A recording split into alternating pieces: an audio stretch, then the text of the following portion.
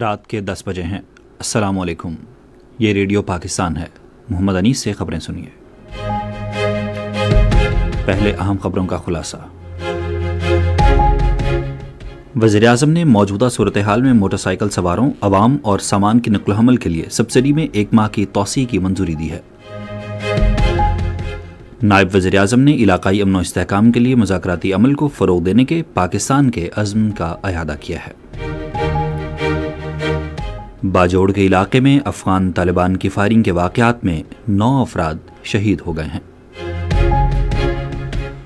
اور Pakistan super league کا دوسرا ایلیمنیٹر میچ کل لاہور میں اسلام آباد یونائیٹڈ اور حیدرآباد کنگز مین کے درمیان کھیلا جائے گا۔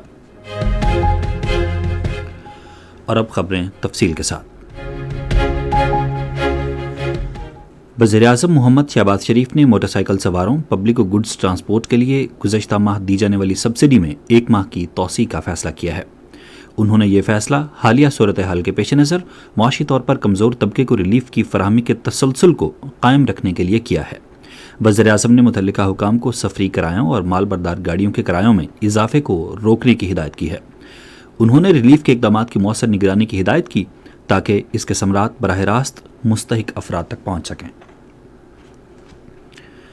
وزیراعظم محمد شہباز شریف نے اپنے مکان کی ملکیت کے لیے کم اور متوسط آمدنی والے طبقوں کو آسان قرضوں کی فراہمی کے لیے وزیراعظم اپنا گھر پروگرام کا آغاز کیا ہے۔ انہوں نے آج اسلام آباد میں افتتاحی تقریب سے خطاب کرتے ہوئے کہا کہ اس پروگرام کے تحت 20 سال کی ادائیگی کی مدت کے ساتھ 1 کروڑ روپے تک کے قرضے دیے جائیں گے۔ پہلے 10 سال کے لیے مارک اپ کی شرح 5% ہوگی، جس کے بعد باقی ماندہ مدت کے لیے مارکیٹ کے نرخوں کے مطابق اس کا تعین کیا جائے گا۔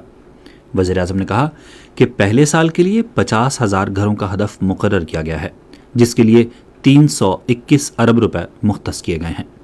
شہباز شریف نے کہا کہ اگلے 4 سال میں 5 لاکھ گھر تعمیر کرنے کا ہدف ہے۔ انہوں نے کہا کہ لوگ اس پروگرام کے تحت 10 مرلہ تک کے گھر تعمیر کر سکتے ہیں۔ نائب وزیراعظم و وزیر خارجہ اسحاق ڈار نے آج یورپی یونین کے نائب صدر اور اعلیٰ نمائندہ کیزا کیلس سے ٹیلی فون پر بات چیت کی۔ دونوں رہنماؤں نے گفتگو کے دوران تازہ ترین علاقائی صورتحال اور اس کے معاشی اور وسیع تر اثرات پر تبادلہ خیال کیا۔ یورپی یونین کی اعلیٰ نمائندہ اور نائب صدر نے علاقائی امن و استحکام کے فروغ کے لیے پاکستان کے مسلسل تعمیری اور سہولت کاری کے کردار کو سراہا۔ نائب وزیر اعظم نے اس سلسلے میں مذاکرات اور روابط کو فروغ دینے کے لیے پاکستان کے پختہ عزم کا اعادہ کیا۔ صدر آصف علی زرداری نے چین بالخصوص صوبہ ہینان کے ساتھ زرعی پیداوار، بندرگاہوں کی ترقی، بیجوں کی ٹیکنالوجی اور ماہی پروری کے شعبوں میں تعاون کو مزید وسعت دینے میں پاکستان کی دلچسپی کا اظہار کیا ہے۔ انہوں نے اس دلچسپی کا اظہار آج چین کے شہر سانیہ میں ہینان کے پارٹی سیکرٹری فینگ فی سے گفتگو کرتے ہوئے کیا۔ صدر نے 2 طرفہ تجارت کو فروغ دینے کے لیے ہینان کے کاروباری اداروں اور پاکستان کے صنعتی و برآمدی شعبوں کے درمیان روابط بڑھانے پر زور دیا۔ وفاقی وزراء خواجہ محمد آصف، طارق فضل چودھری اور رکن قومی اسمبلی ملک محمد ابرار شہید اسکواڈرن لیڈر عثمان یوسف کی رہائش گاہ پر گئے۔ اس موقع پر وفد کے اراکین نے مارکہ حق کے شہید اسکواڈرن لیڈر عثمان یوسف کے اہل خانہ سے ملاقات کی اور شہید کو خراج عقیدت پیش کیا۔ انہوں نے اسکواڈرن لیڈر عثمان یوسف شہید کے درجات کی بلندی کے لیے دعا بھی کی۔ وزیر خزانہ محمد اورنگزیب نے پائیدار اور جامع معاشی ترقی کے لیے کاروباری برادری کے ساتھ باہمی تعاون اور مشاورتی ماحول کو فروغ دینے کے حکومت کے عزم کا اعادہ کیا۔ وہ آج اسلام آباد میں federation of Pakistan chambers of commerce and industry کے صدر عاطف اکرام شیخ اور پالیسی ایڈوائزری بورڈ کے چیئرمین زاہد حسین سے گفتگو کر رہے تھے۔ وزیر خزانہ نے کاروباری برادری کی مسلسل شمولیت کو سراہا اور federation of Pakistan chambers of commerce and industry کے پالیسی سازی میں رائے دینے اور حکومت اور نجی شعبے کے درمیان مکالمے کو آسان بنانے میں تعمیری کردار کو تسلیم کیا۔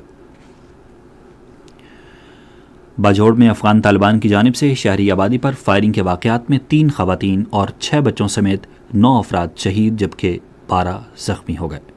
باجوڑ کے ڈپٹی کمشنر کی جانب سے فراہم کردہ تفصیلات کے مطابق رواں سال مارچ اور اپریل کے دوران سرحد پار سے مختلف علاقوں خصوصاً مامود اور سالارزئی میں مارٹر گولے فائر کیے گئے۔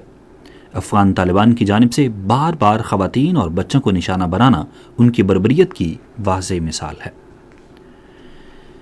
پاکستان سپر لیگ کا دوسرا ایلیمنیٹر میچ کل اسلام آباد یونائٹڈ اور حیدرآباد کنگز مین کے درمیان لاہور میں کھیلا جائے گا۔ میچ شام 7 بجے شروع ہوگا۔